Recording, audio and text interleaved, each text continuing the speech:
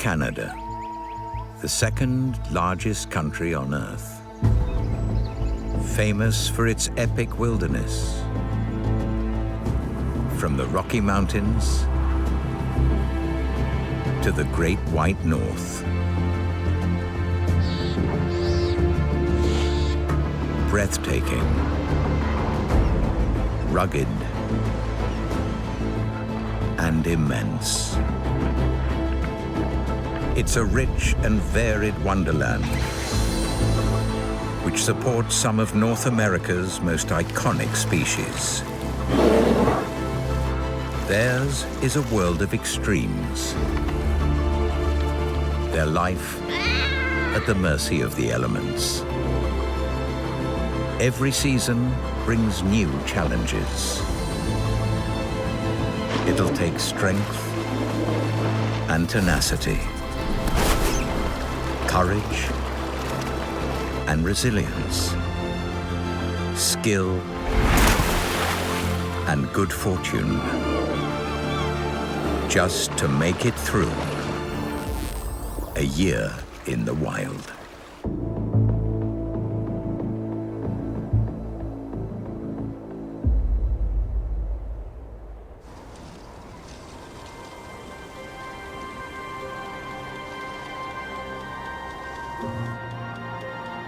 December.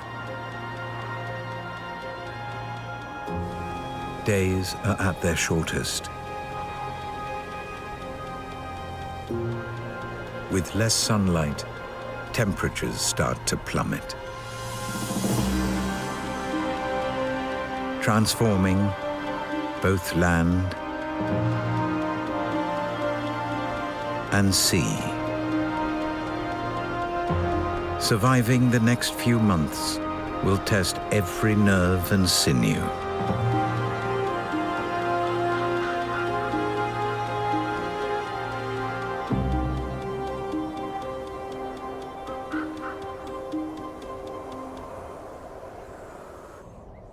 In Canada's east lies Hudson Bay,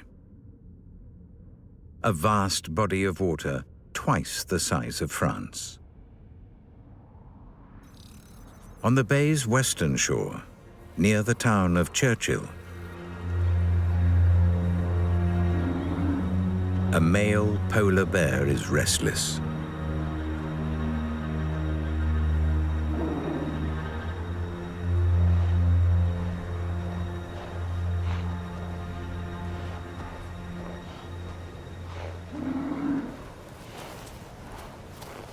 Half-starved, having not eaten for 5 months.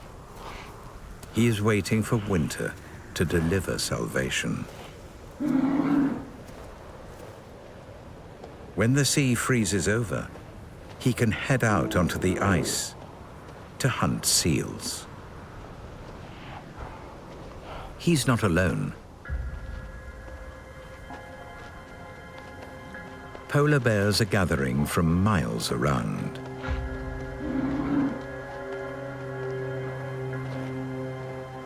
They know that this western section of the Hudson Bay is normally the first to freeze, allowing them to hunt earlier. But this year, the ice has been slow to form, denying them access to a vital meal.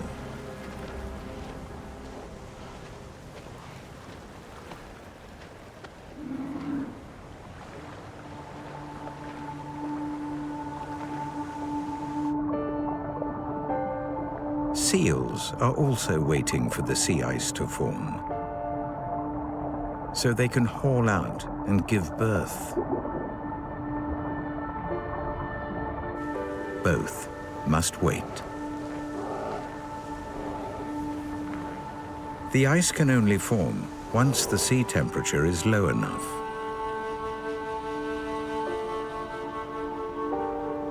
It starts with pancakes of ice.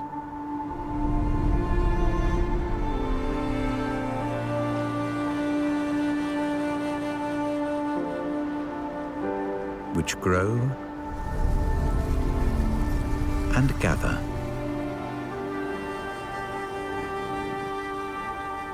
driven by winds and waves, they pack together to create a platform several feet thick.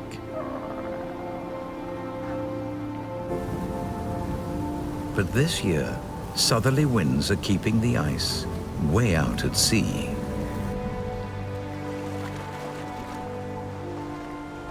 And the seals many miles offshore.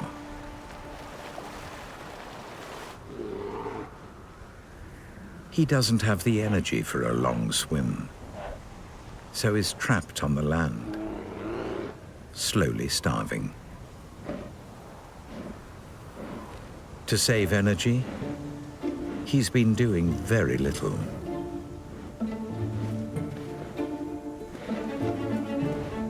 Now, it's time to stretch tendons and flex muscles.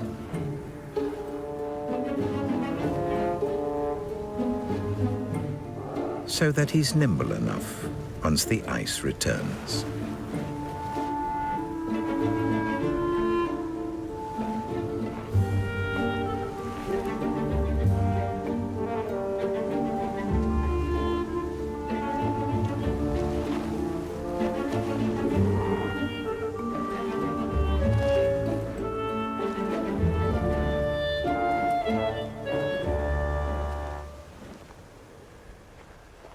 If it doesn't come soon, he won't survive the winter.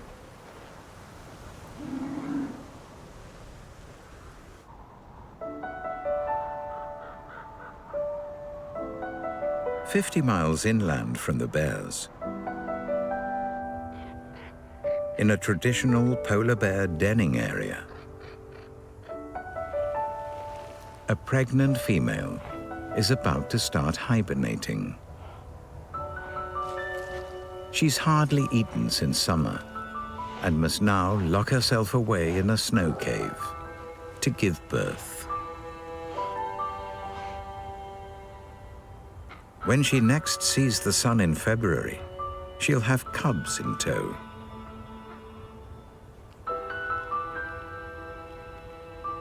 Together, they'll start the long and treacherous walk to the coast, so they too can take advantage of the bounty brought by the sea ice. But that is still 3 months off.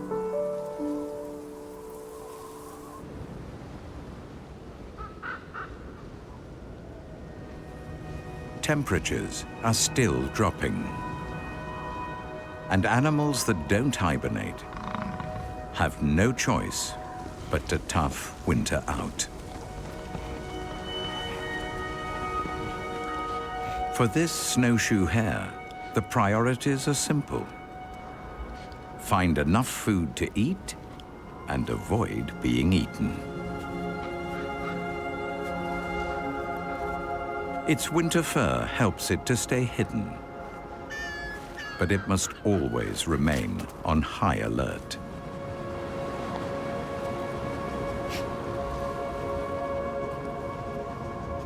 In winter, Arctic foxes quarter vast tracts of land, looking for a meal both above and below the snow.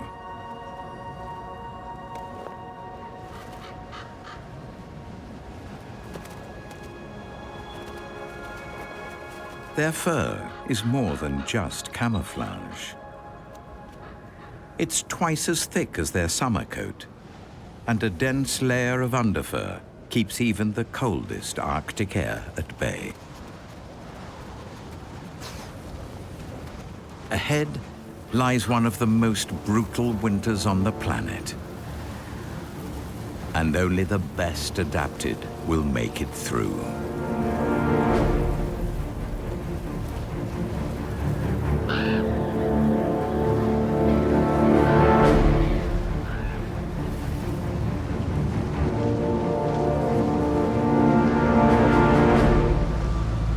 On the shores of the Hudson Bay, an Arctic blast drives the temperature down to minus 30 degrees Celsius.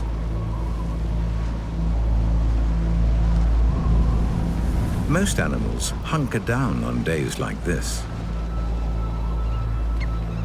not ptarmigan.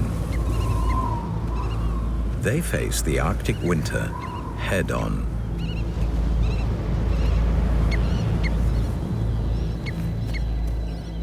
To survive each bitterly cold night, they must keep eating.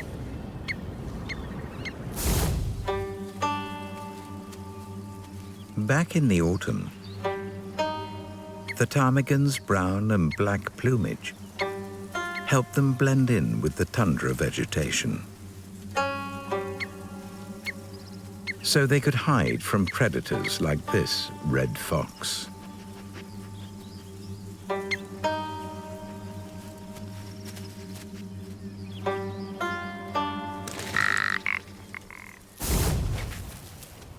As autumn ended, they started to molt, growing new white feathers, making them invisible in the snow.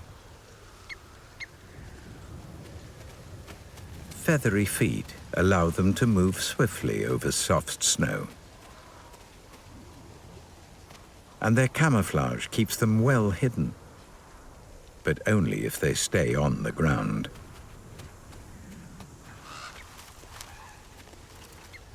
They eke a meager living from willow twigs and buds. But staying warm out here burns calories. For ptarmigan, it's a day-to-day existence.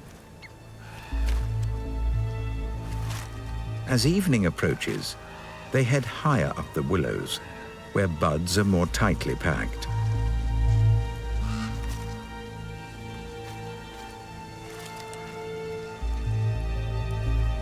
Up here, they stand out,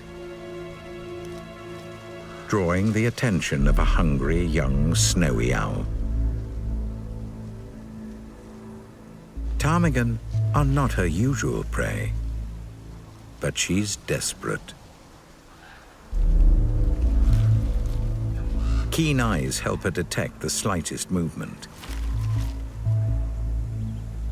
She locks on.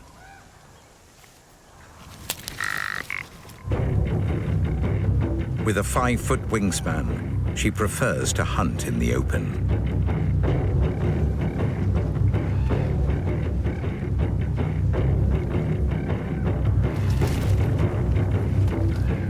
She hugs the ground to avoid detection.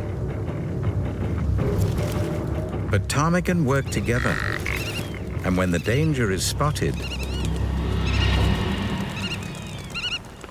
the whole flock heads for cover.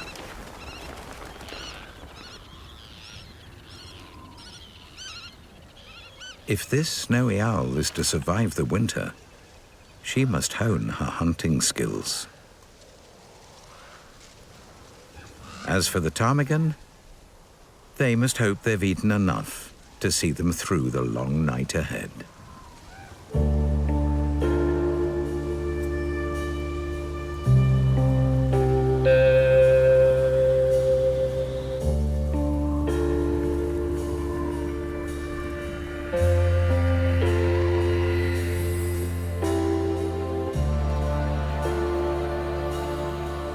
A quarter of Canada is covered in forest.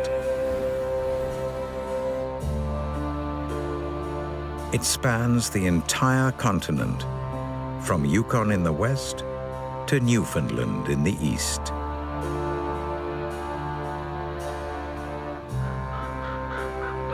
This is the boreal forest, a belt of trees dominated by conifers.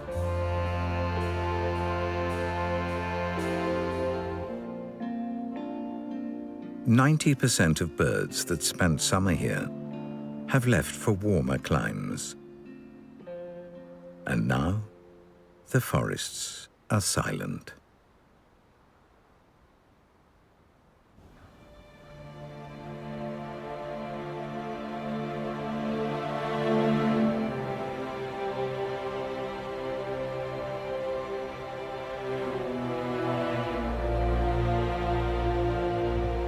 The tracks of an inquisitive fox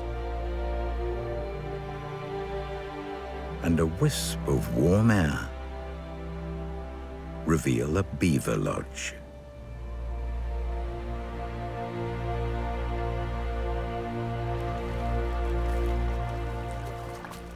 Beavers maintain their lodges year-round. Come winter, it's all that stands between them and certain death, either from the extreme cold or predators.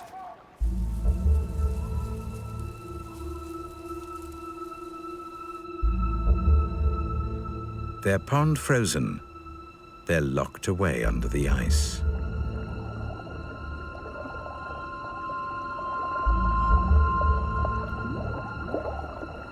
To survive the winter, they must have stockpiled enough food.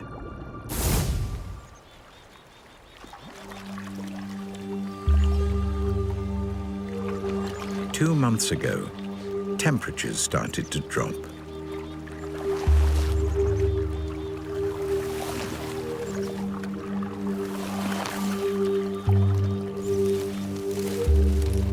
To help see them through the winter, the beavers gathered as many green branches as they could.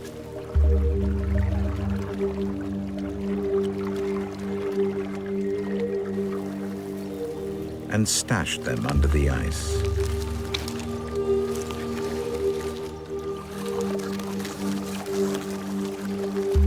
They tried to keep the pond open, but ultimately, their efforts proved futile. The ice closed up, locking the beavers away from fresh food until spring.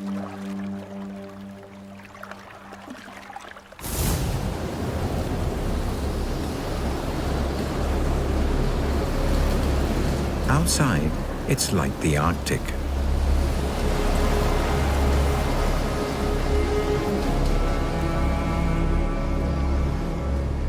Scavengers search the snowfields, searching for animals that have succumbed to the cold.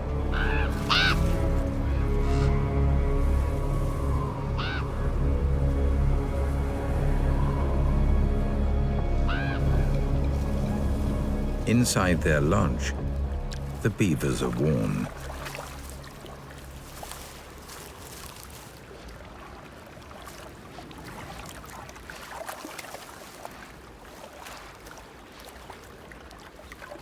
Thick walls of mud and wood keep the elements out.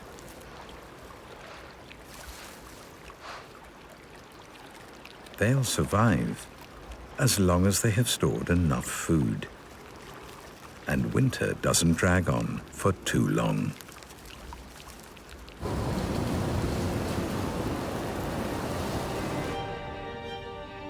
"900 miles northwest of the Beaver Lodge, on the western shore of the Hudson Bay, lies Warpusk National Park, where the temperature has dropped to minus 50 degrees Celsius. Freezing the snow, locking away the caribou's food, forcing them to keep searching.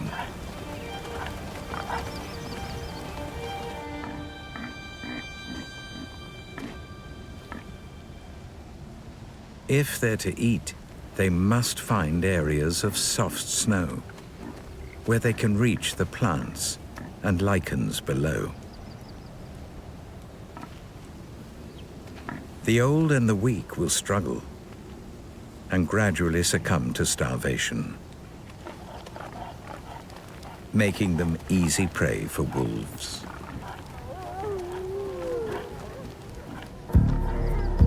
Who follow the caribou herds.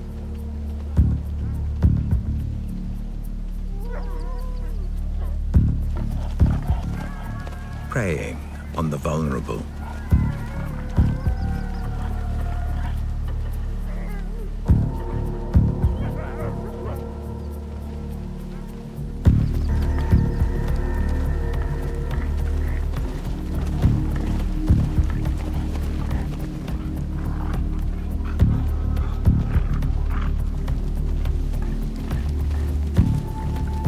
But it's not just the wolves that benefit. The frozen remains of a kill.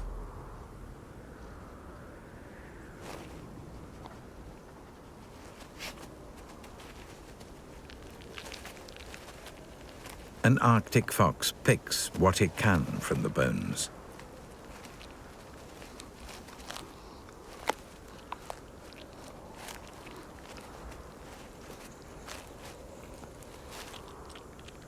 Mere morsels. But it's better than nothing. By following the wolves, he gets access to food that would otherwise be out of reach.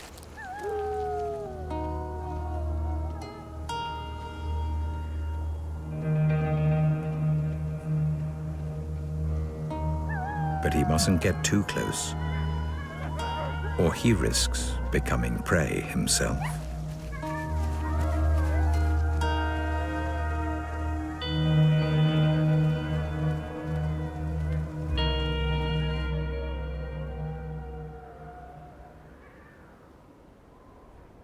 "50 miles inland from the Hudson Bay foxes, the polar bear mother emerges from hibernation.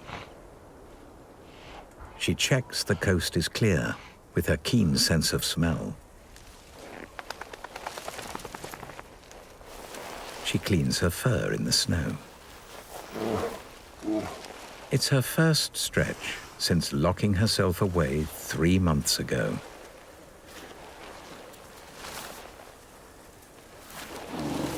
Since then, she's given birth to 2 tiny cubs.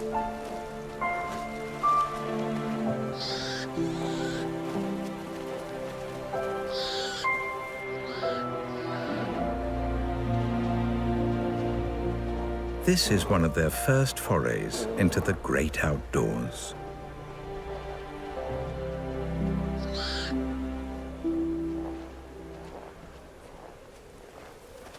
Short walks help them build muscle and familiarize them to their new world. They usually return to the den. But their mother is hungry. She has not eaten for 4 months and has lost almost half her body weight. She needs what little fat she has left to make milk for her cubs. She must walk 50 miles to the coast. Unless she gets seal meat soon, the whole family will starve.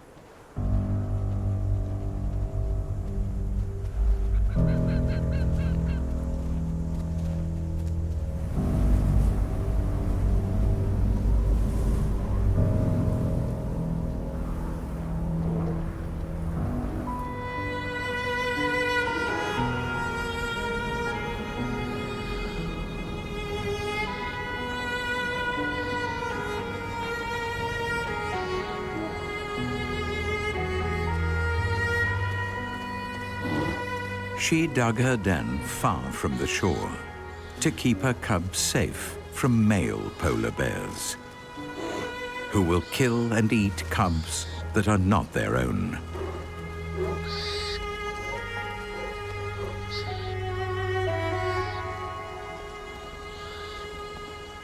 Her journey is long, and the coast many days away.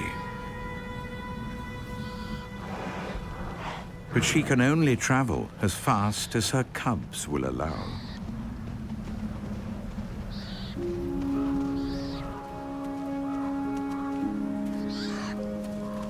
At just 3 months old, they tire quickly and need regular feeding.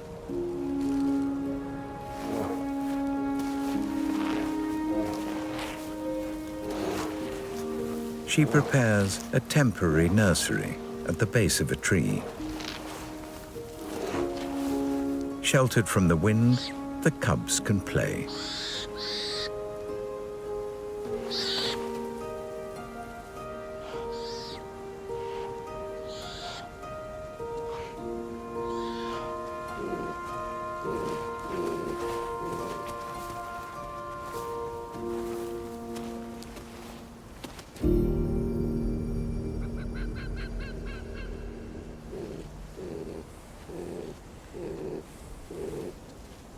Born smaller than a human fist, these cubs have already piled on 20 pounds, thanks to their mother's fat-rich milk.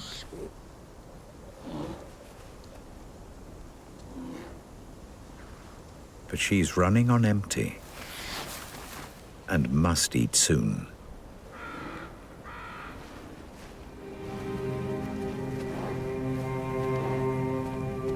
Almost half of all cubs born never see their first birthday. But she'll do anything to protect her family.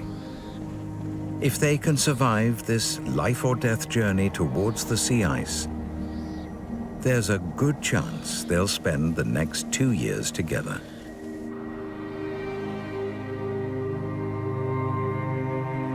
Late February. The sea ice now covers almost 6 million square miles of ocean. From the North Pole, 2,500 miles along Canada's east coast.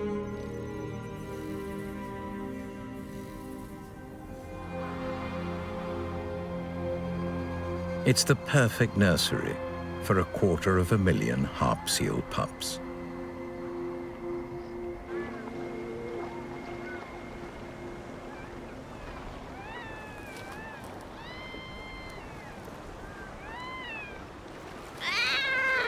While their mums are out fishing, pups hunker down, hungry and vulnerable.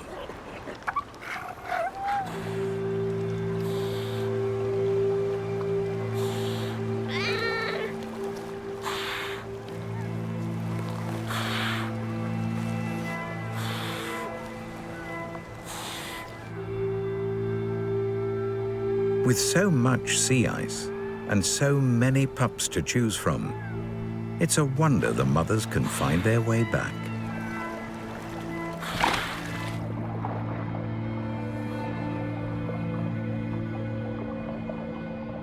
They read the ice floes like a map.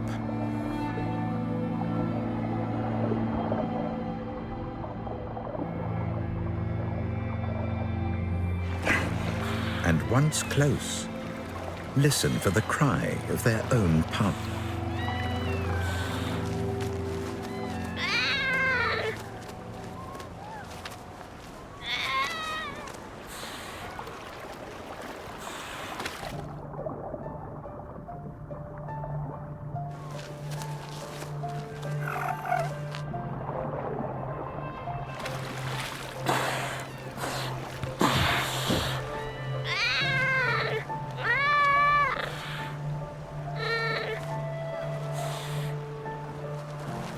Always returning with pinpoint accuracy.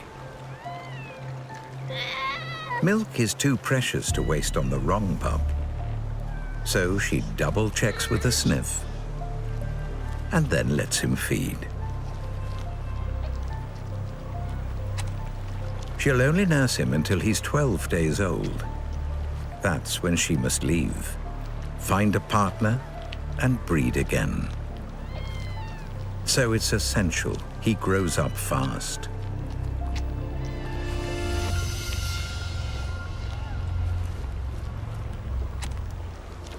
Milk, twice as rich as double cream, helps him pile on up to 6 pounds per day. His development is rapid, but it has to be. Time is against him. His sea ice nursery is only temporary. Every day, it gets a little thinner. Melt too soon, and it will spell disaster.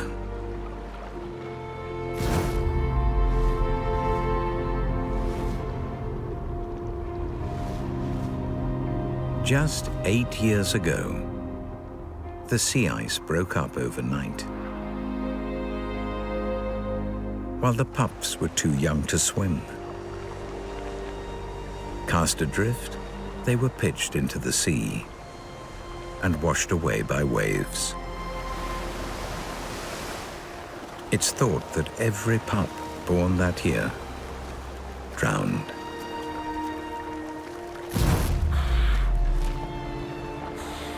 So the sooner they can swim, the better.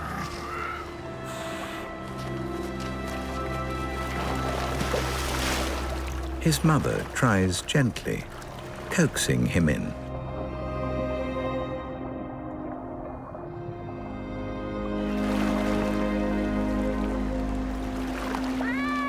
But he's not convinced.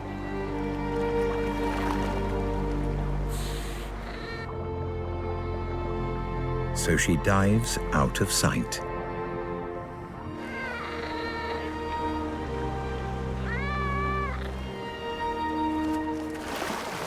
Which does the trick. His first swimming lesson.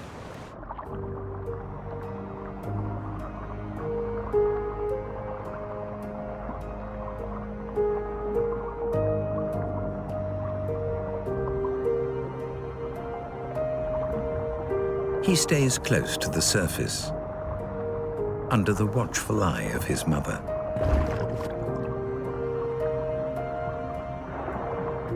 But he won't stay in for long. His white baby fur may keep him warm on the ice, but it does little to insulate him in the water. In a few more weeks, he'll have grown an adult coat and a thick layer of blubber to keep him warm.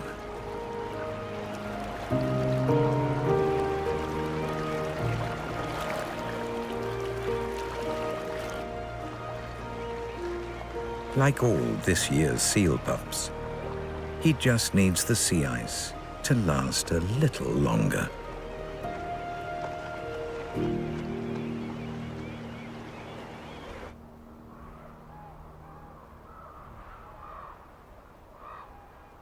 March, in the boreal forests of southeast Canada.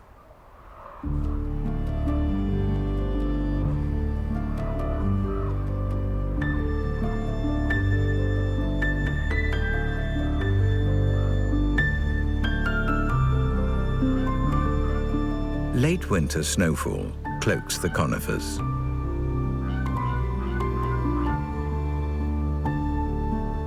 Their cone shape and bendy branches help them cope with heavy snow.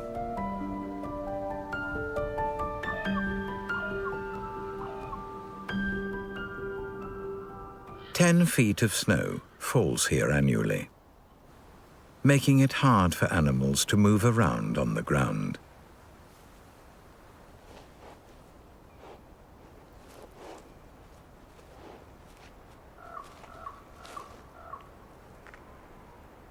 A young male porcupine has struggled through 5 months of brutal winter.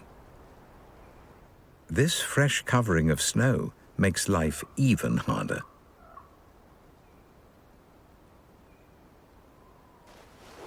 He's already used up most of his fat reserves and must make daily foraging trips if he's to see the spring.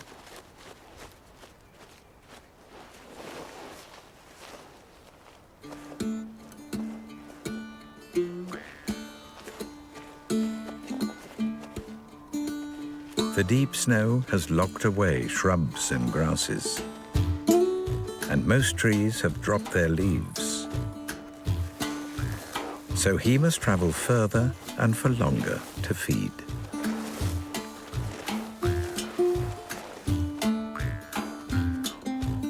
The more time he's on the ground, the more exposed he is to predators. Especially as he's still young and his quills are not yet fully grown.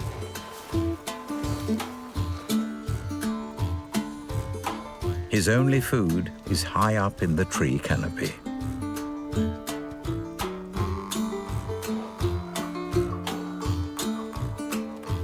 Powerful, stout legs propel him upwards.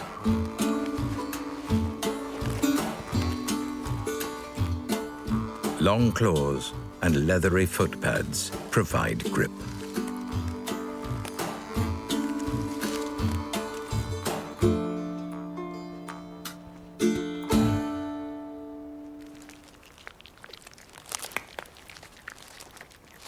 He strips off the bark with his powerful incisors to get to the softer layer beneath.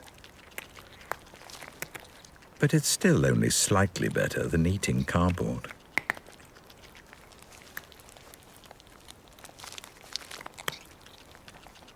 The outer branches are generally softer and easier to chew, but reaching them is risky.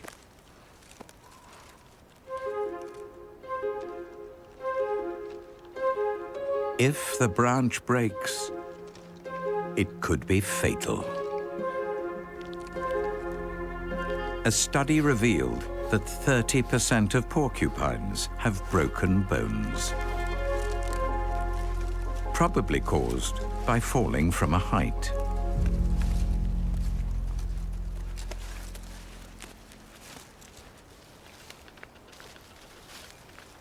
But getting down is just as dangerous. Birch bark is thin and peels away from the trunk easily.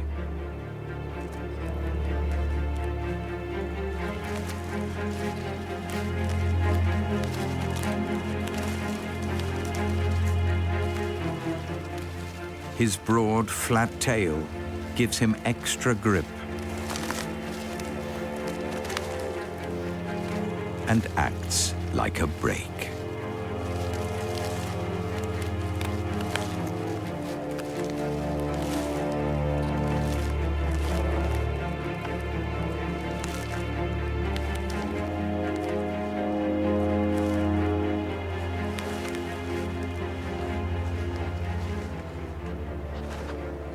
Back on the ground, he's vulnerable again and still hungry. So he heads for a conifer.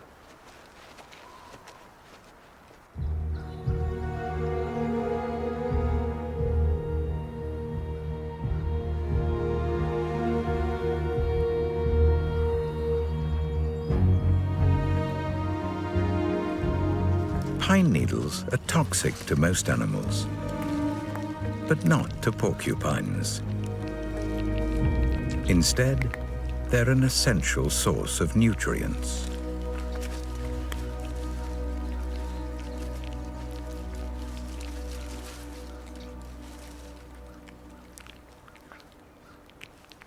As evening falls and the temperature drops, he puffs up his woolly underfur, trapping warm air next to his body.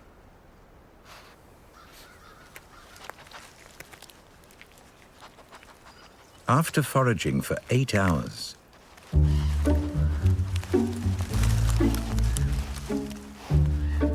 it's time to head back to his den, where he can digest a bellyful of bark. Out of the bitter wind and the reach of nocturnal predators, who are starting to wake up and hunt. On the edge of the forest, a great grey owl surveys her territory.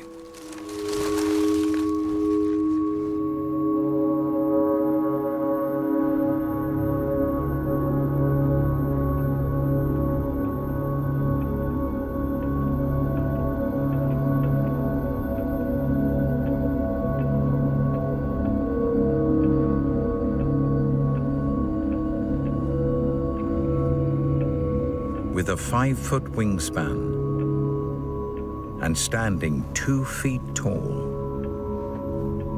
she's America's largest owl and a formidable predator.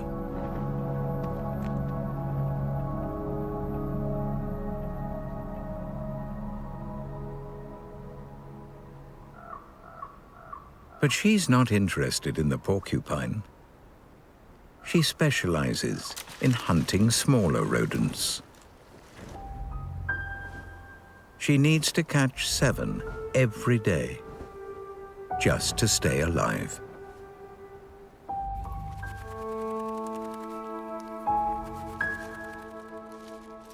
But the rodents are sheltered under the deep snow, to avoid the freezing air.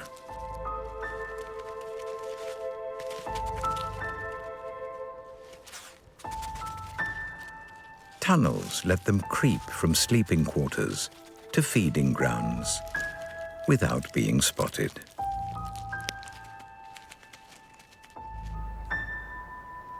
But she's not just looking.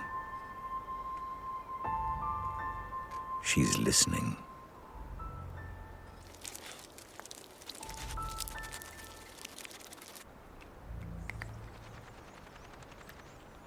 Her facial feathers funnel sound directly into her ears, helping her pinpoint voles up to 50 meters away, even under 2 feet of snow.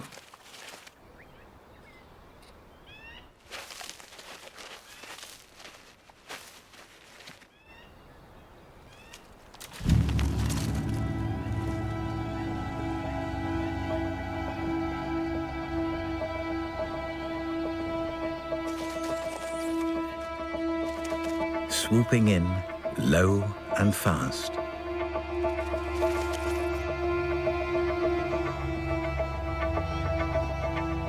She hovers to get a final fix.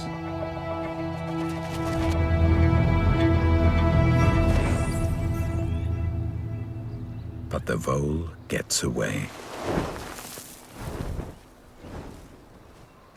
She must quickly reset and prepare to hunt again.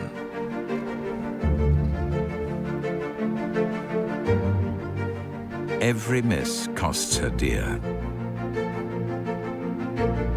especially this year, with snow and ice slow to loosen their grip. Winter brought a stark beauty to the wilds of Canada. But under the cloak of white lay months of hardship for the inhabitants of this vast wilderness. Extreme cold and meager pickings took their toll. But Canadian animals are resilient. And even with the season at its most brutal, new life emerged.